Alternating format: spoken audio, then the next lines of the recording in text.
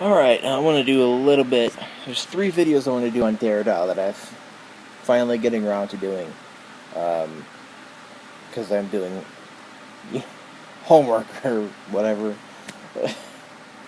Derrida is something I'm reading aside from my classes. I don't think there's a class at UNO right now that would go into Derrida, but that's just me. In the current video, I want to talk a little bit about what Derrida goes into in a book called Of Grammatology. Jacques Derrida is the founder of Deconstruction, mostly. He has various books that I have not read yet. The books by Derrida that I have read are, well, of course, I've read the essay Difference. I've read a good bit of grammatology, and I've also read the Plato's Pharmacy part of dissemination. So I have a long way to go. I plan on finishing dissemination, and I plan on reading Limited, Incorporated, and Of Hospitality, The Ear of the Other,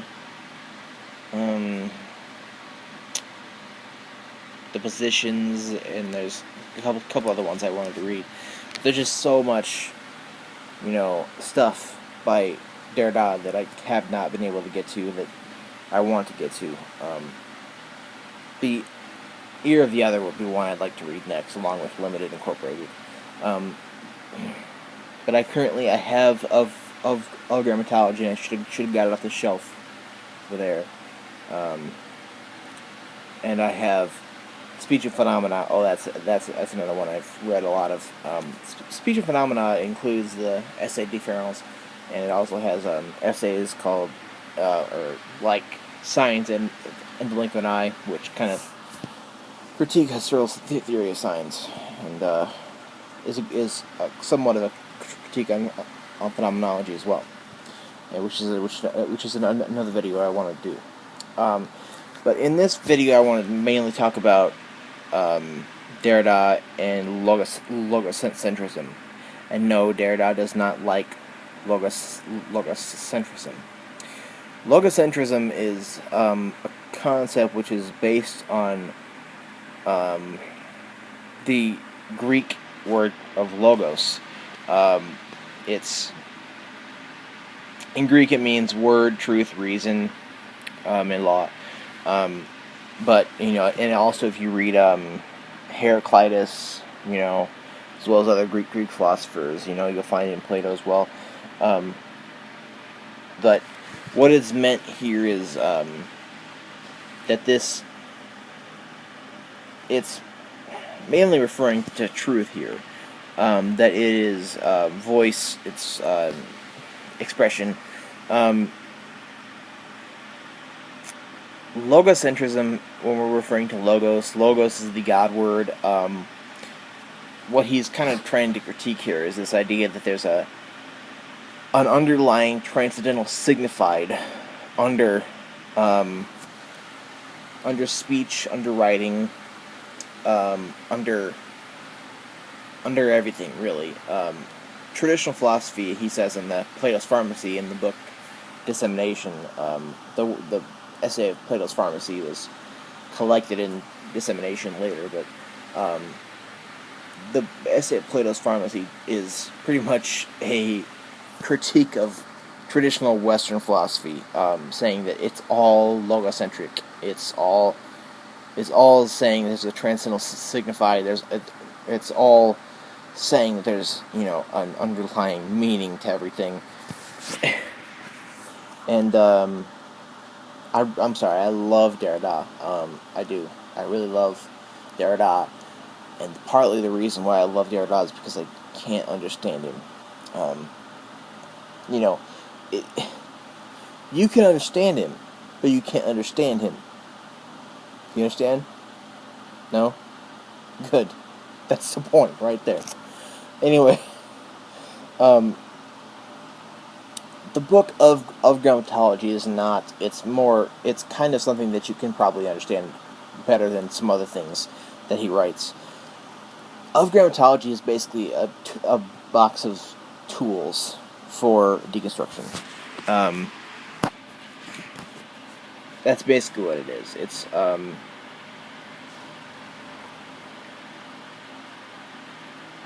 and we're talking about deconstruction of anything really. And then there's strains that come off of Derrida that go into deconstruction from that deconstructs literature, and then some that deconstruct philosophy. I think there's a deconstructionist called Howard Bloom. I think that's his name. He does a book, one on John Steinbeck, one on Shakespeare, one on all these, authors of literary classics. I guess it's of his deconstruction of that, but I have not read that yet. I mean, the first one, if I was going to read it, that would be the Steinbeck one. I'm getting off track. I apologize. What is being looked at here is this idea of language that then this is also a critique of Ferdinand de Saussure and Jean-Jacques Rousseau. We're talking about speech and writing here as well, which is why I want to talk about the sign, the signified, and the signifier, and the referent. And there's a supposed transcendental signified under it. Sure wrote a book called The Course in General Linguistics. If you want to read anything about semiotics and semiology, Saussure is essential. I'm not, versed enough in semiotics and semiology yet. I mean, that's a new thing to me. But read that, and then Charles Sanders Peirce and Umberto Eco, Roland Barthes. That's something I've been reading a little of. Anyway,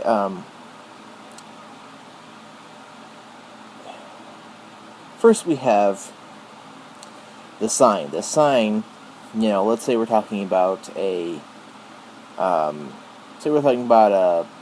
book. This is the book that we're going to be talking about here when we're talking about the sign, the signifier, and stuff.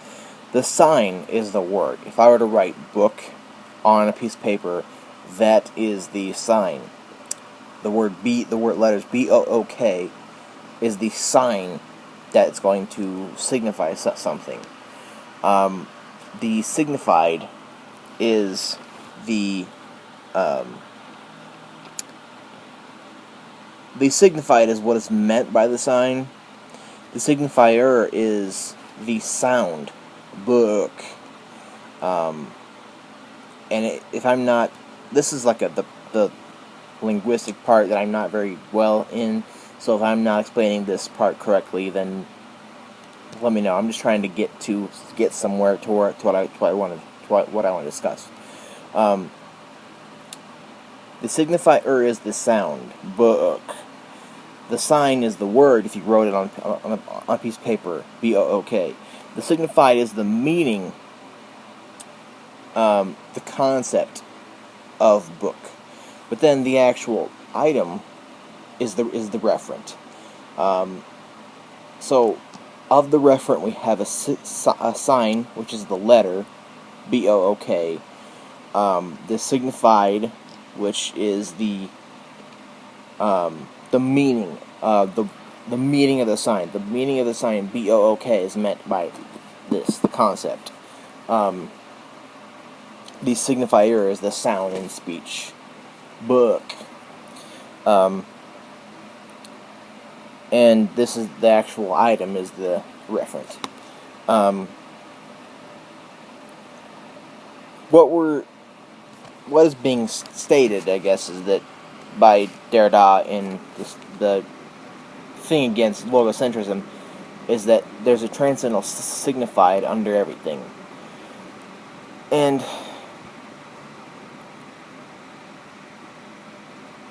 I can't remember which was which, but then aside from Saussure, we have Rousseau.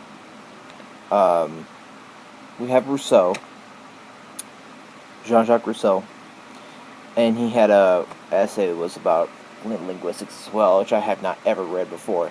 But one of them, I can't remember which, but one of them emphasizes that speech is where the real meaning comes from.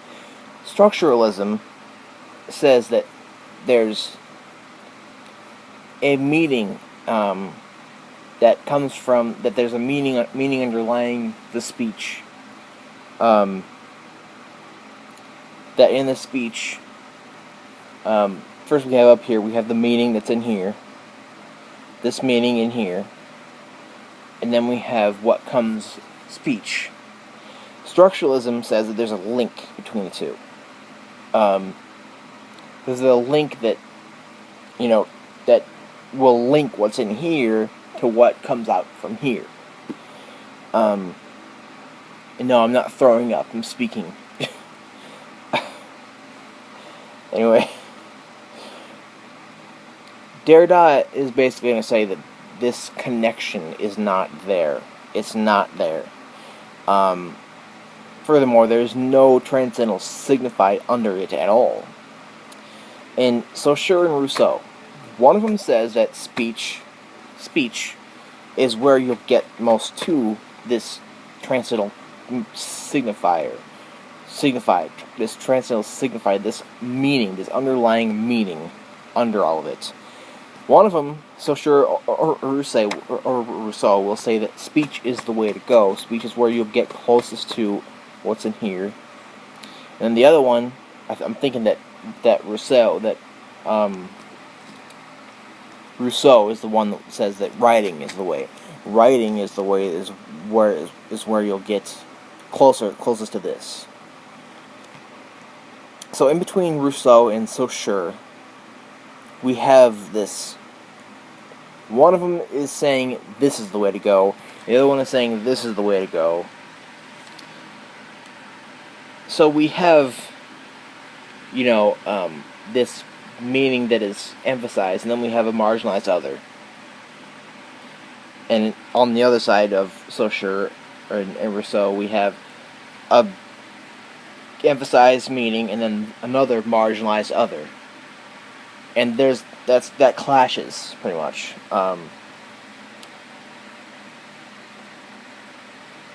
And this is partly where the idea of a metaphysics of presence comes in, because it's yearning for a presence, it's yearning for a transcendental signified, it's yearning for meaning.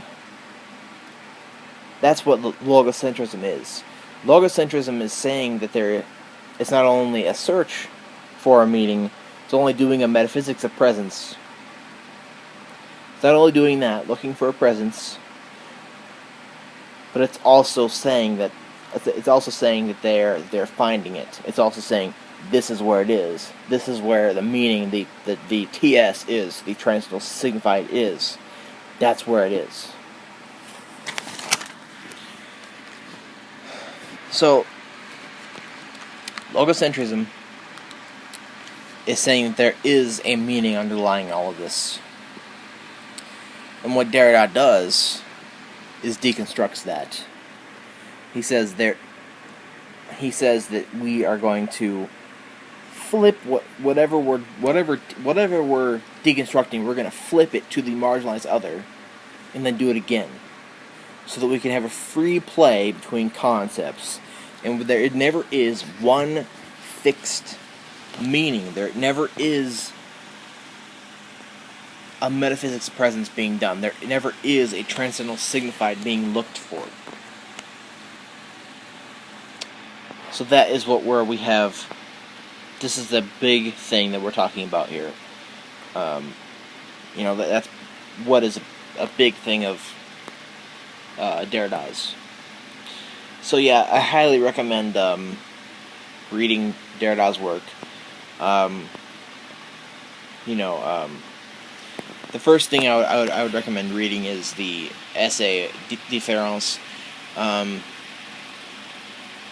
that's just a lot of his things are great. If you read the essay Deference, you will get a relatively good idea of what's going on, and then you can branch out to of grammatology and writing difference and all that stuff. But again, I'm not trying to say that I'm, most understanding about this, because Derrida is one of the hardest philosophers you will ever read, and you will try the hardest to understand. I guess maybe not if you try and read Deleuze and Guattari, or Deleuze by himself, or Michel Foucault, or Franz Kafka even, I guess. No, Franz Kafka is that's easier to understand than any of this. So again, if you understand better than me, if you think you understand Derrida but better than me, and you think I'm not explaining it well, let me know. So yeah, this is basically what I'm thinking about all day.